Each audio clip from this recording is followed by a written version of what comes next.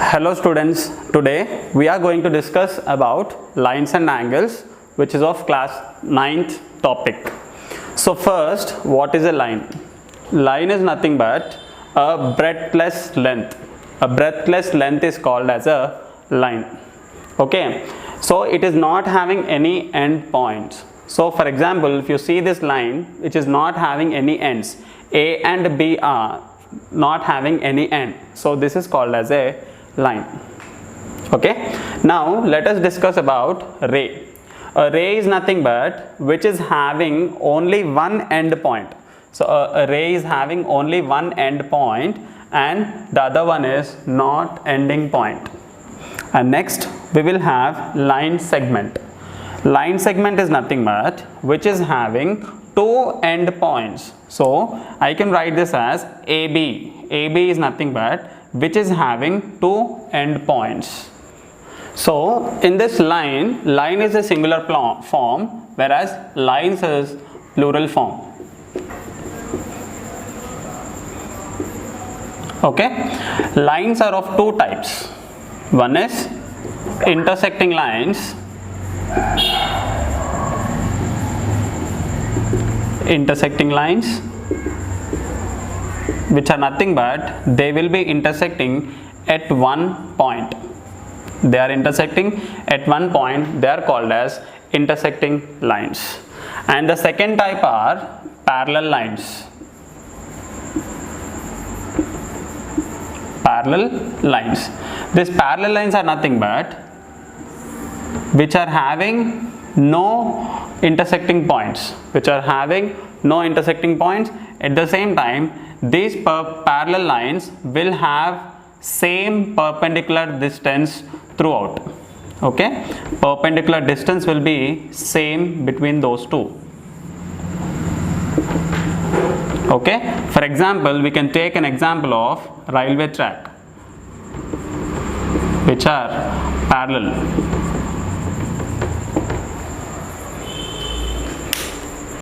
Next we will discuss about point.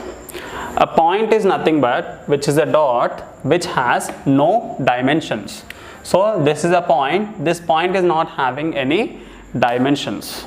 So these points are again of two types. One is collinear points and the other one is non-collinear points. Now what are these collinear points? Collinear points are nothing but three or more points which are lying on the same line. So if I take this line, on this line we can see that A, B, C, D are 4 points which are lying on only one line. Hence this is called as a collinear points. And in the non-collinear points are nothing but which does not lie on the same line. The points which does not lie on the same line. Okay, so for example, if you see this triangle, in this we are having only 1 point, 2 point, but not more than 3 or more than are not existing. Hence they are called as non-collinear points. Now we will discuss about angle. Angle is nothing but when two rays are originating from the same end point, then an angle is formed. So if you see here, we are having two rays, right? AB is one ray and AC is one ray, and they are originating from one end point. These both are originating from the point A. So when it is originating from the point A, and here we can see that an angle is formed here. Okay, so when two rays are originating from an end point, an angle is formed. Okay, the rays making an angle are called as arms. Okay, so here AB is called as an arm as well as AC is called as an arm because these two are making angle. Hence they are called as arms. Next, the point is called as, the end point is called as vertex. So here A is called as vertex. The end point is called as vertex. So therefore A is called as vertex. So these angles are measured in terms of degrees. Angles are measured in terms of degrees. They are represented by 0. Okay. So here if you see, we are getting an angle. So this angle can be represented as BAC or CAB or angle A. Anything I can use for the representation. Okay. So now in this, let us take an example of 60 degrees. Angle A is equals to 60 degrees. Then we can write it as M of angle A is equals to 60 degrees. So this is the representation of degree. Now we will be discussing about angles. In the angles, the first one is acute angle.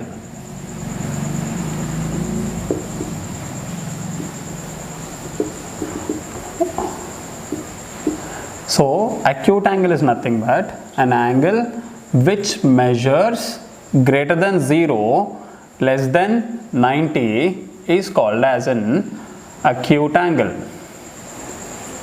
Okay, it is greater than 0 and less than 90 degrees is called as acute angle. And the second one is right angle.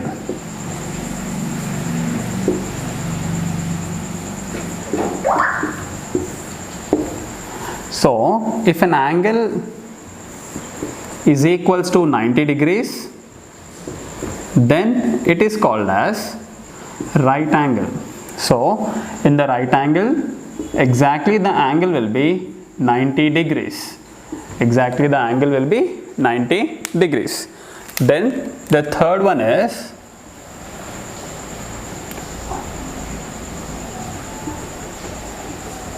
obtuse angle. Okay, if the angle is greater than 90 and less than 180 is called obtuse angle. Here the angle is greater than 90 less than 180 degrees is called as an obtuse angle. Then we have straight angle.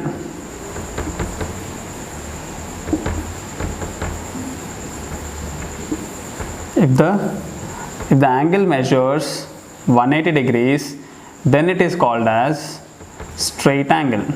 Okay, here the angle measures exactly 180 degrees, then it is called as an straight angle. The next angle is reflex angle.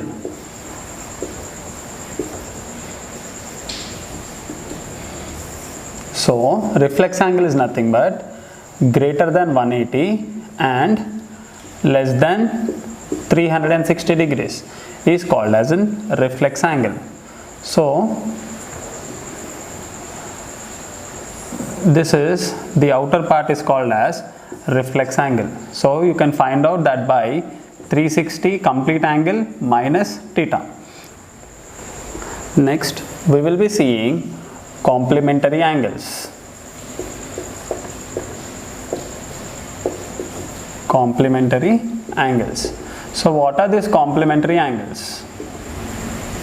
If the sum of two angles, suppose A is one angle and B is one angle, if the sum is equals to 90 degrees, then we say that they are complementary angles.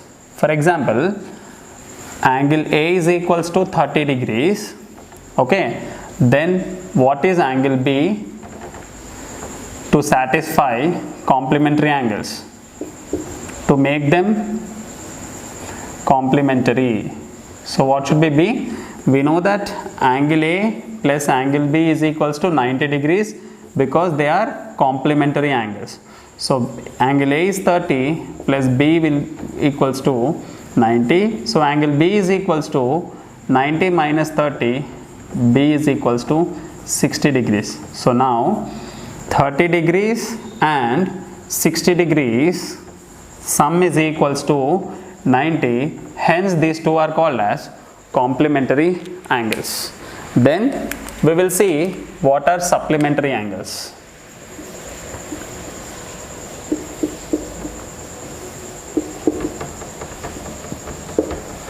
supplementary angles.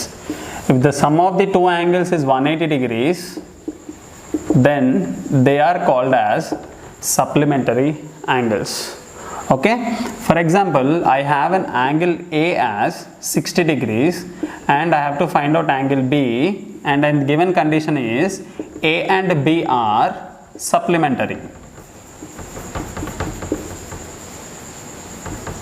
So by using this formula, that is sum of the angles is equals to 180 degrees, because since they are supplementary angles,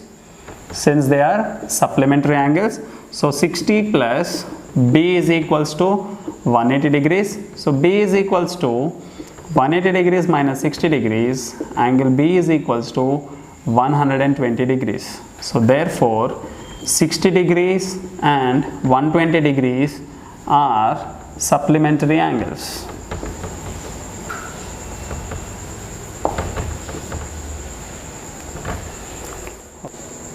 The next, adjacent angles. Adjacent angles are nothing but which will be formed by a common ray. Okay, so here OC is called as the common ray and angle Z and angle Y are called as the adjacent angles. The angles which are formed side by side with the help of this common arm are called as adjacent angles. So here, if OB is a common ray, then angle X and angle Y are also called as adjacent angles. Then linear pair of angles. So if the sum of the angles which are formed on a single line with one vertex is called linear pair of angles.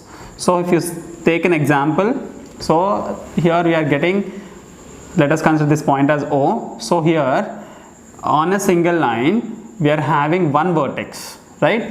With this vertex a pair of angles are formed here, that is, so the sum of this pair of angles is equals to 180. Then this is called as linear pair of angles. So the sum of angle X plus angle Y plus angle Z is equals to 180. If this is 180, then they are said to be linear pair of angles. The next one is vertically opposite angles. So these vertically opposite angles are formed when two lines intersect. Suppose these are the two lines, they have intersected at the point O, that is AB is intersecting at O, as well as BC is also intersecting at O. Now here you can see that A and B, X and Y. So here A and B are called as angle A is equals to angle B because they are vertically opposite angles. Similarly, I can call angle X is equals to angle Y because they are also called as vertically opposite angles. So this vertically opposite angles are formed whenever the two lines intersect to each other. So these two are called as vertically opposite angles, these two are called as vertically opposite angles. So now let us consider M and N are two parallel lines and L is a transversal. So whenever a transversal passes through two parallel lines, it will form certain angles. So those angles are corresponding angles, alternate interior angles, alternate exterior angles, co-interior angles. Now let us see what are these corresponding angles. Okay, so here angle 1 and angle 5 are called as corresponding angles. Okay, and also angle 2, angle 6 are also called as corresponding angles. Similarly, angle 3 and angle 7 are also called as corresponding angles, as well as angle 4 and angle 8 are called as corresponding angles. Okay, so the corresponding angles are nothing but which are forming one side of the line, right? That is, if you see here, 1 is here, 5. So these two are called as corresponding angles. Okay, both are above the lines. Similarly, 2 and 6. Next, 3 and 7. Next, 4 and 8. These are called as corresponding angles.